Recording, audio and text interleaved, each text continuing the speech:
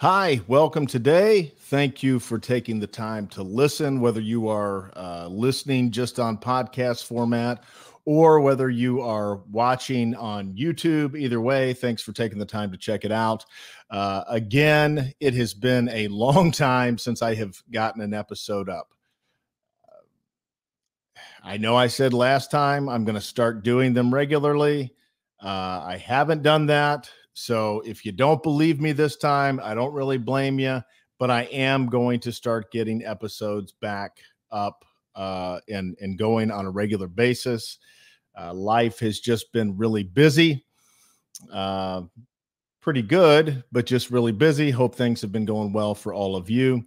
And I am going to start getting an episode a week or so up. So to those of you that have continued listening to podcast, I get the little reports. Thank you so much for, I guess, maybe checking it out for the first time since I haven't been doing any new ones as of late. And just to remind anybody watching, or maybe this is the first time you've watched, last time I did an episode, I stated, and this is still the goal, that this is going to be a podcast. It is going to be recorded. It is going to be put on YouTube, but that's not really the point of it. It is more of a podcast format where it's going to be a little bit longer discussions on whatever topics that, we might be looking at on any given episode. But anyhow, that's enough of that. If you haven't subscribed, please do so. If you listen on podcast format, whether it's Apple or Google or Spotify or whatever, hit the subscribe button on that so that you'll be alerted when new episodes come up. And let's get into it today.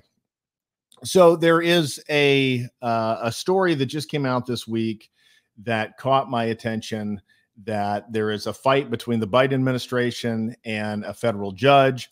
The judge had essentially, I'm kind of breaking things down to their base elements here. So if you've already read the story, I'm not going to be given like all of the detail, but essentially the judge stated that the government, or in this case, the Biden administration, had to stop telling social media what they were supposed to censor and what they were not supposed to censor. So evidently there's been evidence, as if we needed any evidence of this, that the administration has colluded, for lack of a better word, with social media companies in order to tell them or to persuade them, or I don't know, maybe to force them to do what they would like them to do. If there's something going around on social media that is not approved, then there has been,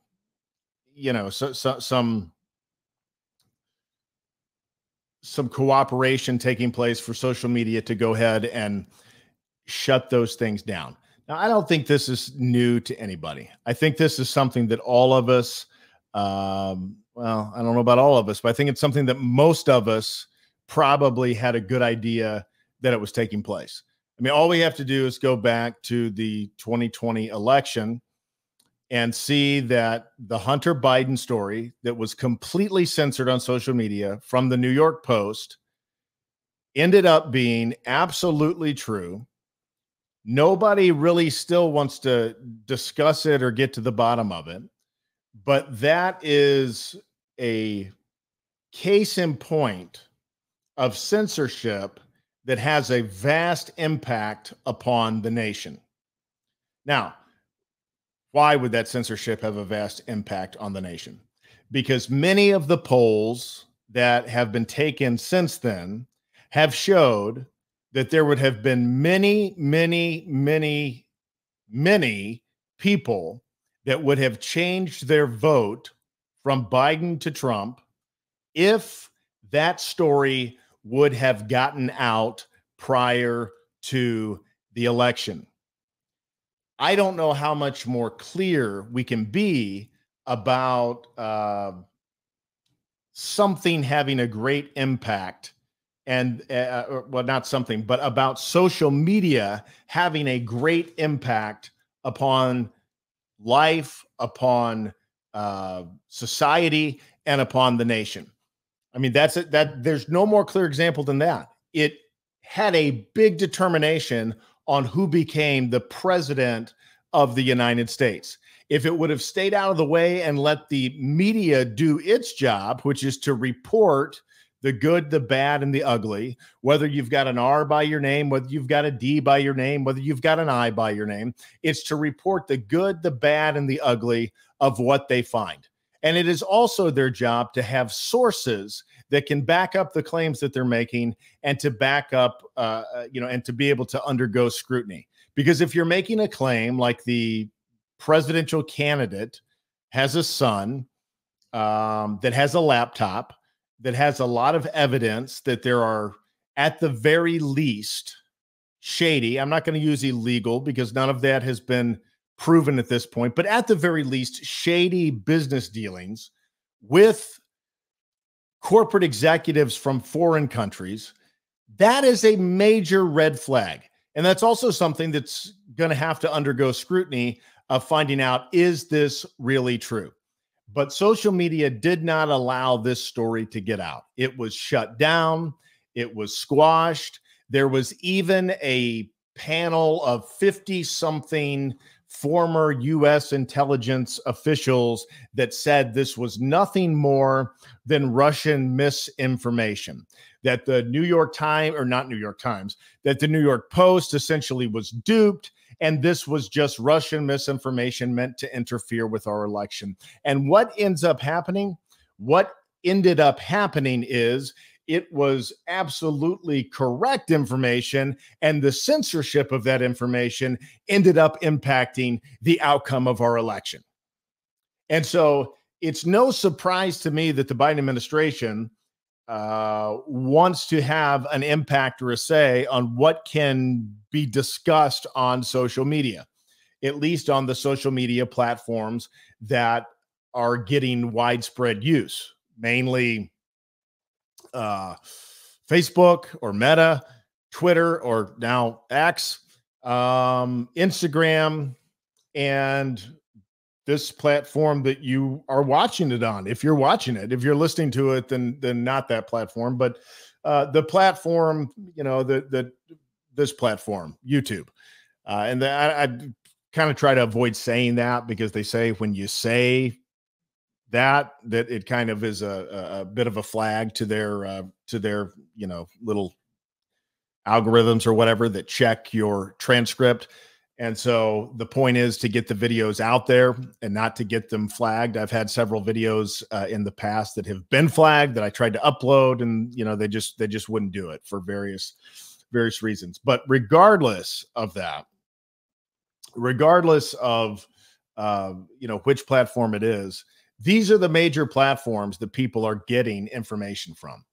The old news, to where you just get the information off of TV news, that's not really a big thing anymore.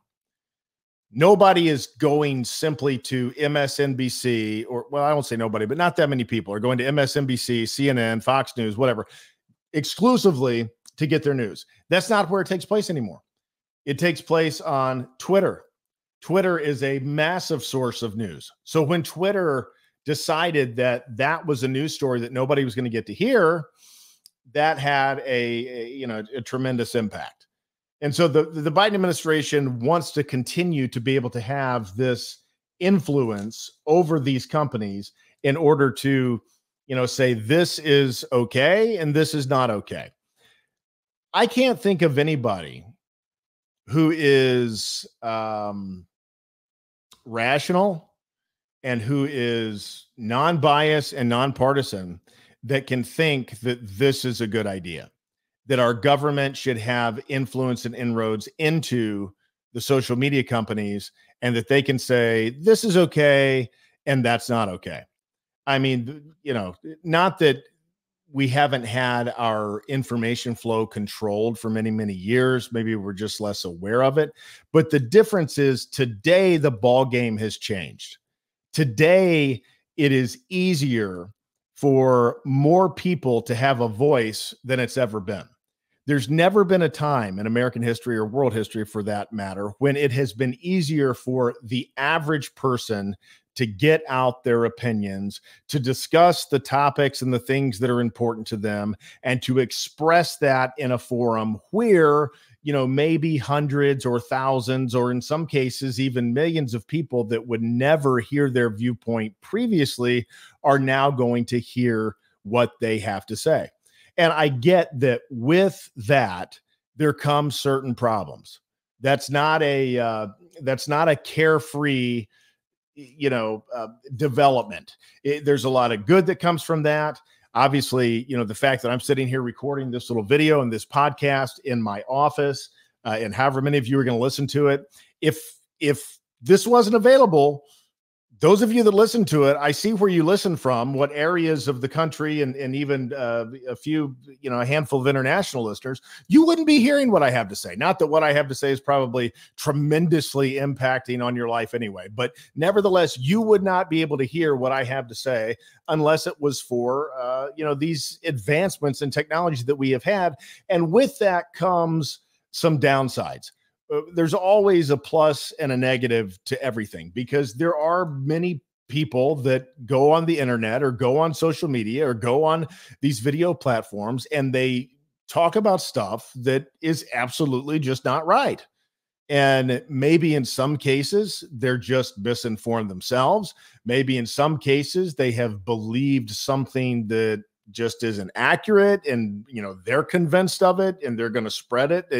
That's how things get spread. I mean, you go back to elementary school, and you do the little deal where somebody starts with a secret and they tell it to the next person and they pass it on around the room. By the time you get to the end of the room, it's totally changed. It's been embellished. It's made more grandiose, or maybe things have been taken out. Whatever the case is, it has not remained the way that it started. And so in this internet world and in this social media world and in this, independent podcast and video platform world, there's a lot of stuff out there that's nonsense. There's a lot of stuff out there that is quote unquote misinformation. But has it really ever been all that different? I mean, people have always been able to express their opinions. People have always been able to, talk among themselves. Yes, it's different. Don't get me wrong, it has changed. But is it dangerous? That's the question. Is it to the level that we need the government telling big companies what they can allow to flow and what it is that they need to shut off? Because as slippery of a slope as it can be to have people expressing their opinions, their viewpoints, and sometimes their information that's not correct, as problematic as that can be at times, I find it to be more problematic to have the government influencing the major places and hubs of information and telling you what you can say and what you cannot say. And so the little piece I read from the Associated Press that was given by the Biden administration or by the U.S. officials, whatever the case may be, the reason that they're wanting this to kind of be curtailed or to be stopped to where they can continue to talk to the social media companies and tell them what's good and what's not good. The reason that they cited for doing this is so that they can stop harmful misinformation from getting out there, such as the misinformation that was getting out surrounding the COVID-19 jab. And that because of some irresponsible people, they were convincing people not to get it. And there was people that were dying needless deaths because they were not undergoing this life-saving medical treatment known as the jab.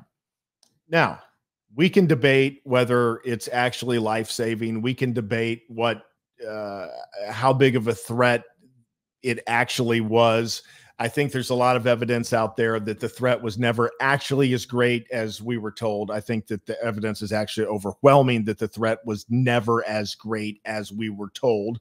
And there's also undeniable and undisputable evidence out there that there were things that we were told that were just flat out wrong. So there was misinformation that came from the government, but there's no accountability on that side. There's only accountability when something that does not fit the government narrative begins to circulate or gain steam on social media, then they get to come in and say, no, this isn't something that is allowed to go forward. So I think that most people will agree that this is problematic. But when are people going to wake up and see that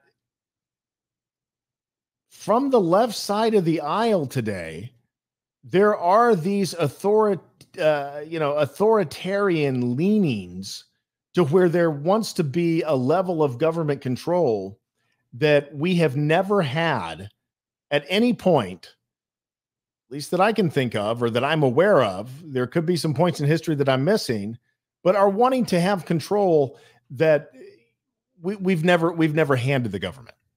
They get to control the information flow. They get to control what you know and what you don't know.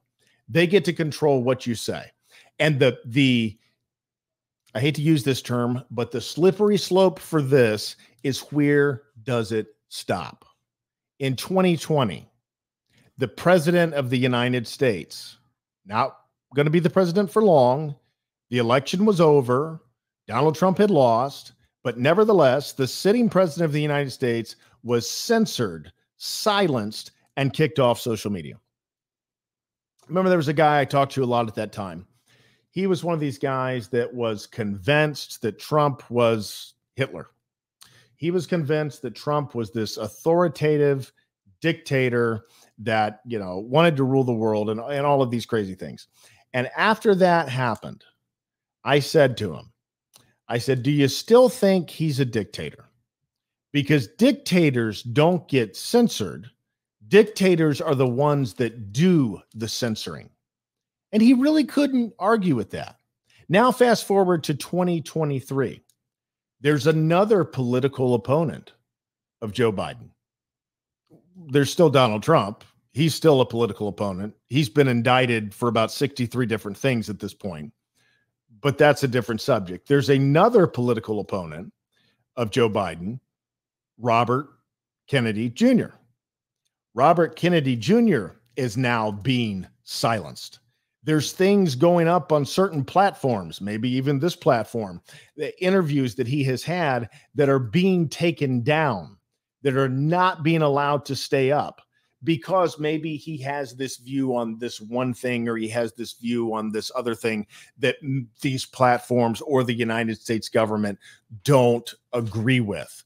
Now, is RFK Jr. right on everything? Probably not. Is that the point? Was that ever the point of freedom of speech? That everything that we stated or everything that we said had to be absolutely 100% right? Is that part of being human, or is that part of moving into this digitally censored artificial intelligence type of age where everything has to be 100% accurate? And if we are not accurate and flawless in every way, then we are deemed as being unreliable and we are full of misinformation. Whatever happened to free thought? Whatever happened to the marketplace of ideas? And whatever happened to the rationality of the very people of the populace, to where the very, we wake up and realize that the very people that are telling us that we, are so dependent upon them to know what is really true, these very people are the same ones that tell us that it's absolutely true that a man is a woman and a woman is a man. I know that that is something that gets talked about a lot, but to me, that is an extremely important issue, because it cuts right to the center of all of the nonsense that the purveyors of truth supposedly cannot even come to the basic understanding of what is biologically true in the human species between male and female. But yet these are the people that are going to influence the public squares of our day, which are the Twitters, the Instagrams, the Facebooks. These are the people that are going to have the influence over what can get out and what cannot get out. That is a scary proposition. It's also a scary proposition that these are the people that are running our public schools. But that is probably another topic too big to approach during this episode.